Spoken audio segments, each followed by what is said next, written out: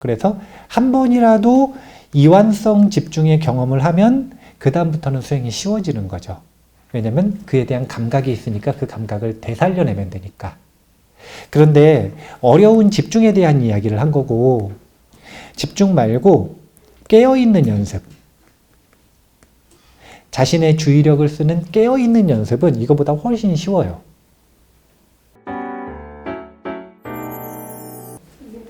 좋은 시간 만들어주셔서 감사합니다. 네. 한참 됐는데 스님 본문 중에서 집중과 사지의 단어가 키워라 이런 걸 들은 적이 있어요. 이걸 어떻게 하면 이걸 개발할 수 있는지 알고 싶습니다. 일단은 이 집중하는 감각, 이 집중하는 감각은 두 가지로 구분이 된다 이렇게 보시면 돼요. 첫 번째가 뭐냐면 우리가 가장 흔히 잘 쓰는 집중이거든요. 그게 뭐냐면 긴장성 집중이라고 표현을 해요. 긴장성 집중. 우리가 흔히 뭐 운동을 한다든지 아니면 공부를 한다든지 업무를 본다든지 이럴 때 긴장해서 하잖아요. 그때 포커싱을 딱 맞춰서 그 무엇인가를 해내잖아요. 이럴 때 쓰는 감각이 긴장성 집중의 감각이에요. 그런데 불교에서 말하는 마음 수행에서의 집중은 사실은 이것과 정반대의 감각이라고 보시면 돼요. 긴장성 집중이 아니라 이완된 상태에서 마음이 집중되는 거. 이게 이제 되게 미묘하게 느껴질 수 있어요. 왜냐하면 긴장을 한다라고 하는 건 사람들이 얘기하기에 힘을 주는 거고, 왜냐면 사람들은 흔히 긴장성 집중을 쓰니까. 그런데 이완되는 건 힘을 빼는 건데 힘을 빼면서 동시에 힘을 준다? 이게 되게 어렵게 느껴질 수가 있는 거죠. 그래서 명상수행이 어렵다 이렇게 보통 느끼시는 거예요. 그런데 예를 들면 국제명상센터에 가면 선정수행을 하는 곳들이 있어요. 근데 이 선정수행이 뭐냐면 불교의 집중을 선정이라고 해요. 그러니까 여러 가지 집중의 상태가 있는데 그 중에서 불교에서는 이것을 깊은 집중 선정이라고 한다라고 하는 매뉴얼이 있는 거죠. 그런데 그 선정수행을 하기 위해서 특정 명상센터에서는 반드시 뭘 봐야 되냐면 빛을 봐야 돼요. 근데 선정에 들어가려면 빛을 봐야 된다? 이게 반드시 그렇다라고 생각하시면 안 돼요. 거기선 교육과정이 그렇다는 거예요. 그래서 빛을 보는 것에서 끝나는 게 아니라 빛을 어떻게 하냐면 단단하게 만들어요. 빛을 본 것과 빛을 단단하게 갈고 닦은 건 틀린 거예요. 그래서 빛을 어떻게까지 만드냐면 마치 앞에 빛의 벽이 있는 것처럼 다른 것에 흔들리지 않는 빛의 벽을 만들어요. 이제 이런 것들을 심상이라고도 표현을 하고 원어로는 니미따라고 표현하는데 이런 니미따를 딱 만드는 과정이 필요하거든요. 그럼 그때부터 뭐냐면 선정수행을 시작할 수 있는 거예요. 그런데 누구는 앉자마자 빛을 보는 사람이 있어요. 누구는 3년이 지나도 니미따가 안 생기는 사람이 있어요. 그러면 3년이 지나도 니미따가 생기지 않으면 거기는 일주일에 2번씩 인터뷰를 하거든요.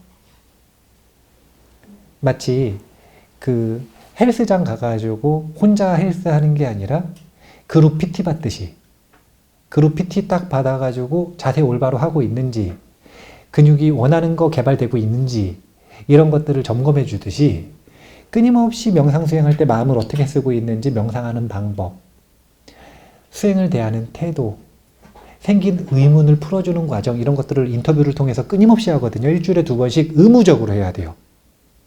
그런데 3년이 지나도 니미따가 생기지 않았다? 이것은 성과가 없었다는 건데 거기서 이야기하는 성과가 그러면 거기 큰 스님을 사야도라고 하는데 사야도가 조심스럽게 말합니다. 뭐라고 말하냐면 다른 명상센터에 가라. 조심스럽게 말하세요. 왜냐하면 그분은 뭘 잘하는 거냐면 긴장성 집중은 잘하는 거예요. 그래서 자기가 집중력이 좋았다고 생각을 하는 거예요. 그런데 다른 명상센터 중에 이런 빛을 볼 것도 없고 그냥 아무것도 안 하고 힘 빼고 자연스럽게 깨어있는 연습을 하는 곳이 있거든요. 거기선 뭘 엄청 집중해서 시키냐면 이완을 시켜요. 사람을. 졸면 그냥 졸게 둬요. 게으름 피우고 싶으면 게으르게 둬요. 중간중간에 인터뷰할 때 솔직하게 말만 하면 돼요. 안 쫓겨나요. 졸았다고 쫓겨나지 않고 게으르다고 쫓겨나지 않아요. 그냥 자연스럽게 있으라 그래요. 근데 너무 재밌는 게 3년 동안 긴장해가지고 열심히 집중하려고 했던 분이 안 되다가 이 이완하는 곳 가가지고 그냥 아무것도 안 하고 잠만 잤는데 일주일 만에 리미따가 생기는 경우가 있어요. 선정에 들어가 버리는 거죠. 이게 뭐냐면 이 이완성 집중이에요. 학계에서는 포커시드, 언포커시드 이렇게 해가지고 어텐션을 구분을 해요. 초점이 있는, 초점이 없는, 초점이 있는 걸 긴장성 집중이라고 하고 초점 없이 집중하는 것을 이완성 집중이라고 하는데 이렇게 이 이완성 집중을 연습을 할 때 집중이 개발이 된다. 이렇게 보시면 되고요. 그러니까 그런 감각을 익히는 게 정말 중요하다. 이렇게 이야기를 하는 거예요. 그래서 한 번이라도 이완성 집중의 경험을 하면 그 다음부터는 수행이 쉬워지는 거죠. 왜냐하면 그에 대한 감각이 있으니까 그 감각을 되살려내면 되니까. 그런데 어려운 집중에 대한 이야기를 한 거고 집중 말고 깨어있는 연습, 자신의 주의력을 쓰는 깨어있는 연습은 이거보다 훨씬 쉬워요. 훨씬 쉬워요. 그게 뭐냐면 내가 펜을 만지기로 했으면 펜을 본질을 느낄 필요도 없고 깊게 느낄 필요도 없고 자세히 느낄 필요도 없고 내가 그냥 만지는 감각 있잖아요. 이 감각을 경험하고 있으면 이게 뭐냐면 펜에 대한 알아차림이 있는 거예요. 이게 뭐냐면 내 주의력을 쓰는 거예요. 정말 쉽거든요. 그런데 이렇게 자기가 내 주의력을 의도적으로 쓸 때의 마음의 감각이 있어요. 그냥 이 감각을 익히라는 거예요. 왜냐면 거기서 수행은 시작이 되니까. 이 감각을 모르는 사람이 있느냐? 없어요. 전부 알아요. 정상적인 사회생활을 하신 분들은 전부 다 주의력을 쓸 줄 알아요. 이미. 자기만의 감각이 다 있어요. 근데 그게 그건 줄 모르는 거예요.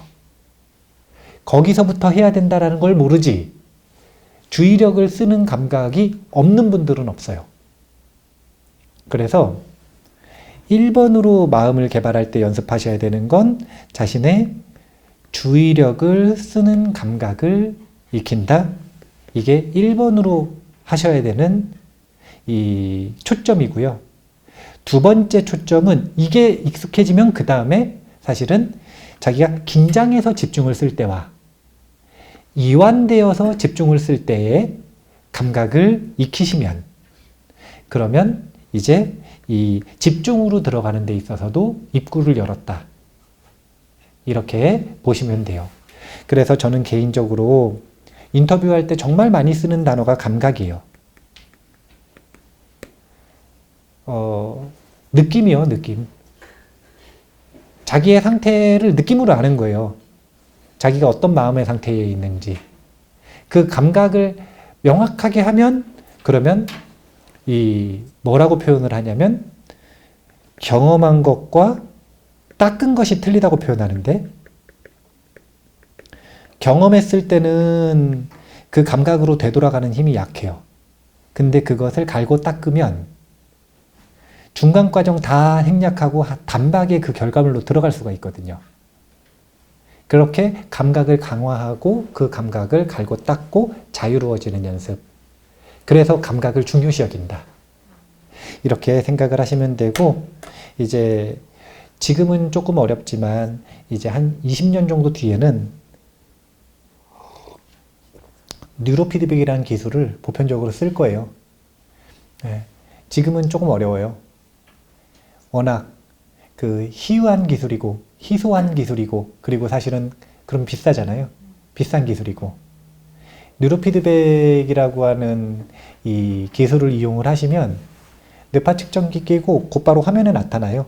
자기가 지금 이 긴장성 집중의 정도가 어느 정도 되는지 뇌파를 통해서 그리고 이완성 집중의 정도가 어느 정도 되는지 더 이완하세요, 더 집중하세요.